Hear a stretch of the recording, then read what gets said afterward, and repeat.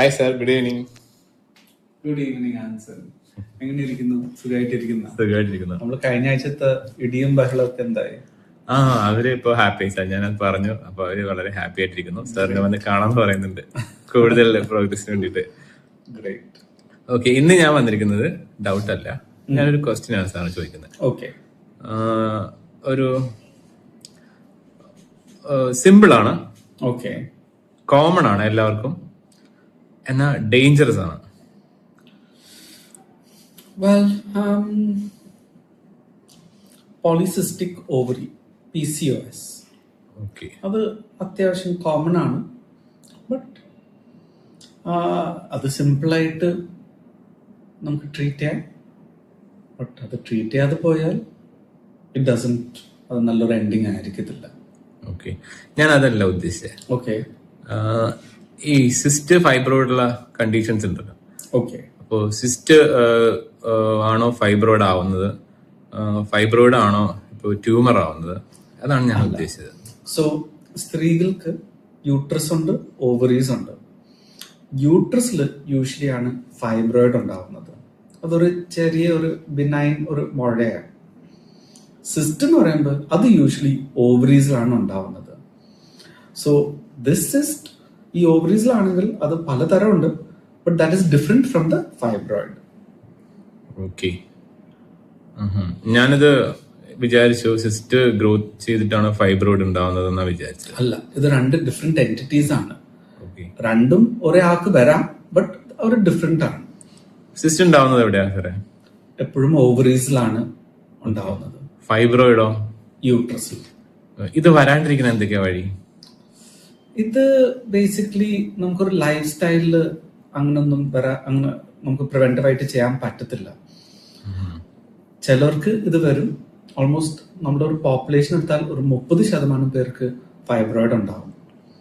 Cyst പിന്നെ പലതരം cyst ഉണ്ട്. It depends on what kind of cyst. ഇത് കൺട്രോൾ ചെയ്യാൻ പറ്റുമോ എങ്ങനെയെങ്കിലും? ഫൈബ്രോയിഡ് യൂഷ്വലി യൂട്രസിലുണ്ടെങ്കിൽ അത് ഓവർ ദി ഇയേഴ്സ് അത് പയ്യെ അത് ഇങ്ങനെ വളർന്നുകൊണ്ടിരിക്കും. നമുക്ക് ലൈഫ് സ്റ്റൈൽ, അതായത് പ്രത്യേക ഭക്ഷണമോ എക്സസൈസ് കൊണ്ട് അതിന്റെ സൈസ് കുറയ്ക്കാൻ പറ്റില്ല. സിസ്റ്റ് ആണെങ്കിലോ? അഗെയിൻ, സിസ്റ്റ് നമുക്ക് പല തരങ്ങളുണ്ട്. യൂഷ്വലി ഇത് ഹോർമോണൽ ബേസ്ഡ് ആണ്. സോ നമ്മുടെ ഒരു ലൈഫ് സ്റ്റൈൽ വെച്ച് നമുക്കത് കുറയ്ക്കാൻ പറ്റത്തില്ല. PCOD അല്ലെങ്കിൽ PCOS അത് ലൈഫ് സ്റ്റൈൽ മെഷേഴ്സ്. വണ്ണം കുറഞ്ഞാൽ അല്ലെങ്കിൽ ഒരു ഹെൽത്തി ഡയറ്റ് എടുത്താൽ നമുക്ക് അതിനെ കൺട്രോൾ ചെയ്യാൻ പറ്റും. ബാക്കി സിസ്റ്റിൽ എൻഡോമെട്രിയോസിസ്, ഡെർമോയിഡ്, സീറസിസ്റ്റ്, ഇത് നമുക്ക് ഡയറ്റ് വെച്ച് കൺട്രോൾ ചെയ്യാൻ പറ്റില്ല.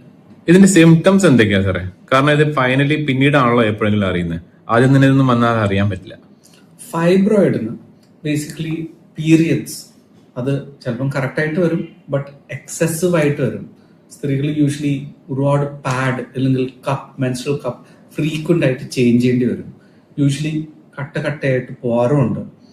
ചിലവർക്ക് ഒരു ഇത്രയും ബ്ലീഡിങ് ഉള്ളതുകൊണ്ട് ചിലപ്പോൾ അനീമിക് ആവാം, ടയർഡും ആവാം.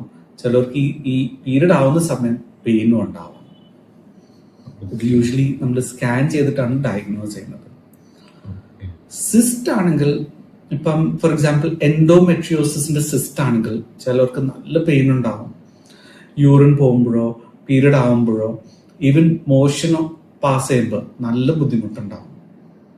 PCOD ഉള്ളവർക്ക് അല്ലെങ്കിൽ PCOS ഉള്ളവർക്ക് ഇറഗുലർ പീരിയഡ്സ് ആണ് മെയിൻ സിംറ്റം. അവർക്ക് ചിലപ്പോൾ ആക്നി, ഓയിലി സ്കിൻ ഉണ്ടാവാം. ആണല്ലേ? ഓഹോ. അപ്പോ ഇത് ഡിക്റ്റേഷൻ ആണെങ്കിൽ നമുക്ക് സ്കാനിങ് അതൊക്കെയാണോ? എക്സാക്ട്ലി. ചില സിസ്റ്റ് ഒരു സിംറ്റംസും ഇല്ല. സോ ഒരു സ്കാനിങ് വഴിയാണ് നമ്മൾ യൂഷ്വലി ഡിറ്റക്ട് ചെയ്യുന്നത്. ഈ കുട്ടികളിൽ സിസ്റ്റ് ഒക്കെ വന്ന് ഞാൻ കേട്ടിട്ടുണ്ട്, 1-2 പേര് എന്നോട് ചോദിച്ചായിരുന്നു. അപ്പൊ അതെന്താ ഈ കുട്ടികളുടെ യങ്സ്റ്റേഴ്സിൽ വരുന്നത് എന്താ അങ്ങനെയാ? അഗെയിൻ, ഇത് എല്ലാവർക്കും വരണമെന്നില്ല.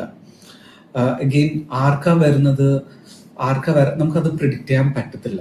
ഒരു ജനറ്റിക് കമ്പോണന്റ് ഉണ്ടാവും, ചിലപ്പം ഫാമിലിയിൽ ഉണ്ടാവും. But it's difficult to predict ഇന്ന ആൾക്ക് വരുമില്ല എന്നുള്ളത്.